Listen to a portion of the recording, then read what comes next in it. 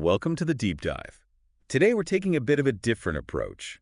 Less abstract theory, more, well, more of a hands-on journey. Exactly. We're diving into something that really blends a wild challenge with some serious culinary craft. It's quite a mix. Right. So our mission today is to trace the incredible path of a wild Scottish salmon. We're talking from the moment it's caught, or maybe if it's caught in a really famous river. All the way through its transformation into this gourmet smoked delicacy. And the interesting part, it's done right at home. Yeah, and we'll see how sometimes, simple ideas, that bit of ingenuity can lead to really amazing results. And our main source for this, it's actually an audio recording. It lets us follow along with Chef Gordon Ramsay and his son, Jack. Oh, okay. Yeah, they go on this adventure, this sort of personal quest, and they've got these seasoned experts with them guiding them through the fishing and the food part. That sounds fascinating. Yeah. So what we're hoping to unpack for you are some maybe surprising facts about catching wild salmon, why conservation is so critical here.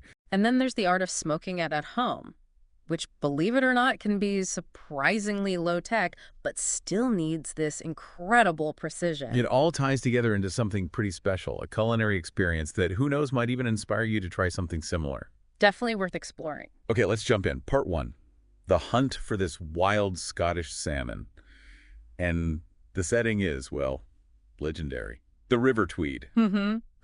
It's this iconic river, it flows for about 97 miles right across the borders of England and Scotland. A beautiful place. And it's not just pretty, is it? It's famous among anglers. Oh, absolutely renowned. It's known for having some of the best salmon fishing in Britain. And wild Scottish salmon, caught ethically. It's a world-class delicacy, really prized. So in our source, we've got Gordon Ramsay and his son Jack. And they're there with expert guides, Bill Stanworth and Ian Wood. Right. And the goal, it's quite personal. It's for Jack to catch his very first salmon in Scotland. A big father-son moment. Okay, so what are the chances you're on this famous river prime spot? Is it easy? Well, that's the thing. Even in what they call the prime middle beats, the supposedly best sections, the Tweed is just not an easy river to fish. That's what the experts say. Not easy, I bet. Did the source give any numbers on that? Like, how hard is it really? It did, actually, and it's pretty stark. The day before they were fishing, there were 380 fishermen out on the river. Wow, 300. And out of all of them, only 8 salmon were caught. 8? Yeah.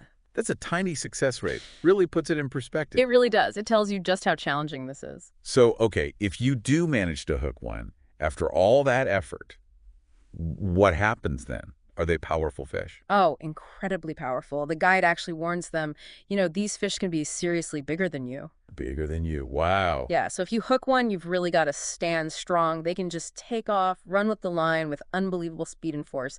It's a real battle. Okay, so difficult river, powerful fish. What techniques are they even using? I imagine it's quite specialized.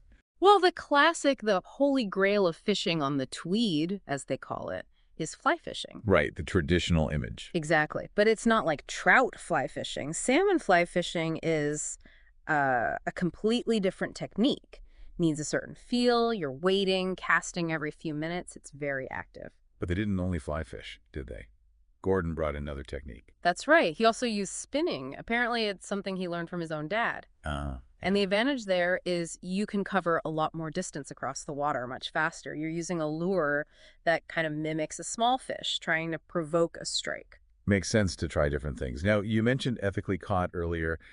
Does conservation come into play here? Oh, hugely. And this was quite surprising, actually. The source mentions that conservation guidelines ask us to pull back every other fish you catch. Pull back, you mean release? Yeah, release every second fish you land. It's not just about sticking to a quota. It's this active measure to maintain the salmon stocks. It shows real respect for the future of the fishery. That's really interesting. So back to the fishing itself, Gordon Ramsay, known for his intensity. How is he coping with the waiting? Well, he admits he's impatient, but he was also really determined. He's 41, Scottish, and he was not leaving without his son catching that first salmon. That determination was clear. I can imagine. So what happened? Did they change tactics again? They did. Time was running low, so they moved location to what's called the Cold. It's this area of faster-flowing, oxygen-rich water where fish are often more active. Okay, makes sense. And it was there, almost in desperation, Gordon switched back to spinning. They'll leave us hanging. And bam! He gets a bite. The line just screams off the reel. You can hear the raw excitement in the recording. He shouts something like, Jesus, oh, Froof, he's strong. Uh-huh. You can just picture it. Totally. And then he sees it break the surface. Look at the size of that fin, just pure adrenaline. It really captures that moment, the power of the fish. So he landed it. He did. His first salmon caught in Scotland. And according to those conservation rules, this was one they were allowed to keep. Ah, brilliant. What a moment for him and Jack. The shared victory. Exactly. A really special memory made right there on the river. And what was the very next thought, the immediate plan for this amazing fish? Smoke it. The plan was always to take it home and smoke it themselves. Right. Which leads us perfectly into the next part of this deep dive. The art of home salmon smoking. Mm-hmm. And the goal here wasn't just to smoke it. It was ambitious. They wanted to make it, quote, 100 times better than anything you can buy in the shops. That's a high bar. It is. The idea being that properly home-smoked salmon is at its most flavorsome and its most delicious. So how do you achieve that? Did they get help? They brought in specialists, yeah.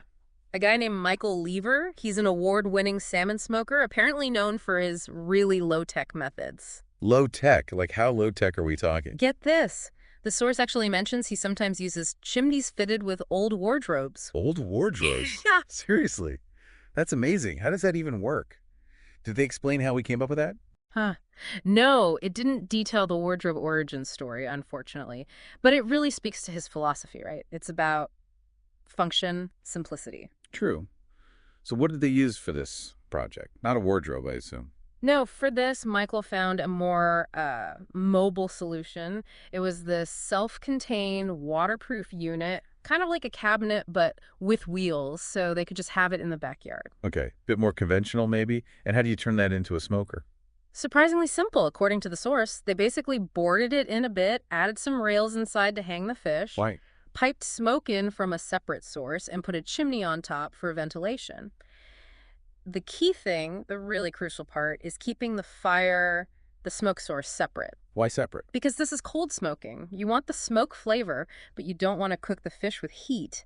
Keeping the smoke generator outside the main chamber does that. Ah, that makes sense. So it really boils down to a simple principle, doesn't it? Pretty much. As Michael apparently says, as long as you can get smoke in and keep it there, you can hang your fish in just about anything. Even perhaps an old wardrobe. It does kind of demystify it. You picture these huge industrial smokers, but maybe you don't need all that.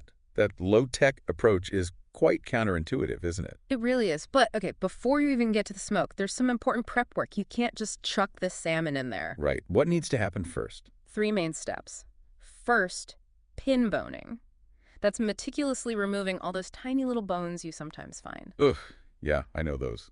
Fiddly work. Very fiddly. Then filleting, cutting the flesh away from the backbone nice and clean. And finally, maybe the most crucial stage before smoking.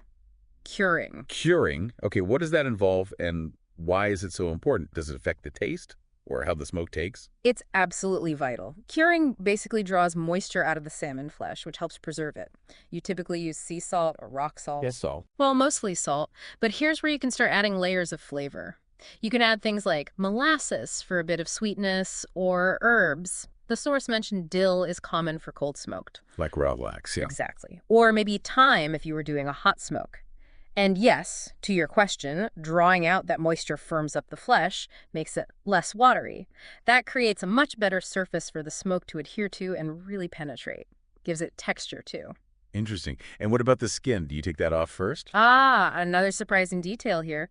No, you leave the skin and the scales on. Really? Why? Apparently, it acts as protection during the curing and smoking. The flesh is quite delicate. The source says if we took the skin off, the fish will just fall to pieces. Right, okay, that makes sense. So Yeah. you rub the cure on. How long does that take? You can see the effect almost immediately. The salt starts drying out moisture. The fish starts to get watery within minutes. This also helps keep that vibrant salmon color and gives it that firmer texture we talked about. And the total curing time? For this process, it was about 8 to 9 hours. After that, you have to wash all the salt mixture off thoroughly. Then they string the fillets up, usually through the tail end, and hang them to dry for a bit before they go into the smoker. Got it. Cured, washed, dried, ready for the smoke. Now, you mentioned cold smoking earlier. Can you explain the difference again? Yeah, it's important. This is specifically cold, dry smoking. It's not hot smoking, which, as the source puts it, is more like smoking and then roasting almost. Hot smoking cooks the fish through with heat and smoke. Cold smoking just imbues smoke flavor without cooking it. Okay, and what creates the smoke for cold smoking? For this, they used smoldering oak sawdust, just letting it smolder slowly and not actually burn with the flame. Oh, does that give a particular flavor? Apparently so. Oak smoke is described as quite sweet, almost caramelly, so that becomes a key part of the final taste profile they're aiming for. And you can't rush this part, right? Absolutely not. It's described as a very delicate, slow process. Patience is key. You can't hurry it. Why not? What happens if you try to speed it up? If you rush it, maybe by using too much smoke or too much heat, you won't get the depth of flavor in the balance. You'll just end up with this superficial, almost like a crust of smokiness, rather than that deep integrated flavor. So how long does it actually take? How do you manage the smoke? It involves managing that smoldering sawdust. For this smoke, they had to replace and relight the sawdust twice over a 24-hour period to keep a consistent, gentle smoke going. 24 hours, wow. That is a slow process. It is, and the goal, as Michael Lever explained it, is all about balance. You want to be tasting salmon first, he says, and then the sweetness and the yukiness and the caramelly sort of flavor, the smoke comes along. It's a supporting flavor, not the main event. That makes sense. You want to taste the quality of the fish itself. Exactly. And apparently, the longer you smoke a fish like this, the deeper the flavor. So 24 hours gives you a relatively mild, delicate smoke, which is often what you want with high-quality salmon. So after all that catching, cleaning, curing, patiently smoking for 24 hours, the big moment arrives. The taste test. Yes. The salmon, now officially the Ramsey Boy smoked salmon, was rested overnight after smoking and then finally presented for the family verdict. Was it 100 times better? Well, the reactions captured were pretty clear. Things like, that is delicious and that is amazing. Genuine delight, it seems. Fantastic. You could just imagine the satisfaction. All that effort paying off. Totally. And the final scene they paint is lovely, making sandwiches with the smoked salmon, adding sour cream, capers, lemon, maybe some chives, just celebrating the result of all that hard work. From river to plate, a real journey. Gordon summed it up perfectly himself. Caught, gutted, cured, smoked, and eaten. The whole cycle. So let's just take a moment as we wrap this up. It really has been quite an incredible journey we've followed, hasn't it? It really has. From that tough, challenging pursuit of a wild fish on the Tweed. Right, the patience needed there. All the way through to this really meticulous, yet somehow quite simple, hands-on process of smoking it at home. Yeah, it's a great mix, like you said at the start. You've got that traditional fishing knowledge. You've got these surprising conservation efforts that are actually built into the practice. That releasing every other fish thing was quite something. Totally. And then you have this ingenious, almost back-to-basics culinary art. That low-tech smoking approach delivering such gourmet results. Yeah, it really worked. So thinking about this whole story, what really stands out to you? Maybe it's just how difficult it actually is to catch a wild salmon in the first place. That's definitely part of it. Or maybe it's the opposite end, the unexpected simplicity of building your own smoker, the wardrobe smoker. Yeah. Or perhaps it's more the kind of scientific precision that goes into the curing and the cold smoking, getting that flavor balance just right. It kind of makes you appreciate how often these traditional methods, when they're combined with a really good understanding of, natural processes, they just yield exceptional results, whether you're on a river or fiddling with sawdust in your backyard. Yeah, there's a real wisdom in those older ways sometimes, isn't there? Definitely. It leaves you with a thought, perhaps. We often look for these complex, maybe high-tech answers to things. But this whole adventure, it really shows the value and maybe the deep satisfaction that comes from just embracing a bit of patience, using traditional skills, maybe a dash of clever ingenuity. That low-tech brilliance again. Exactly. Makes you wonder, doesn't it?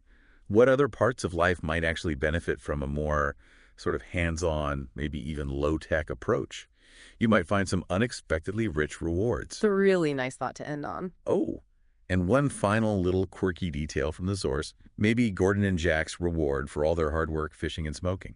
Go on. Apparently Gordon says, "Mommy said that we can keep the Robin Reliant." Slight chuckle. The Robin Reliant. The three-wheeler. The classic British three-wheeled car. A truly unique vehicle to cap off a truly unique salmon adventure. Perfect. Absolutely perfect.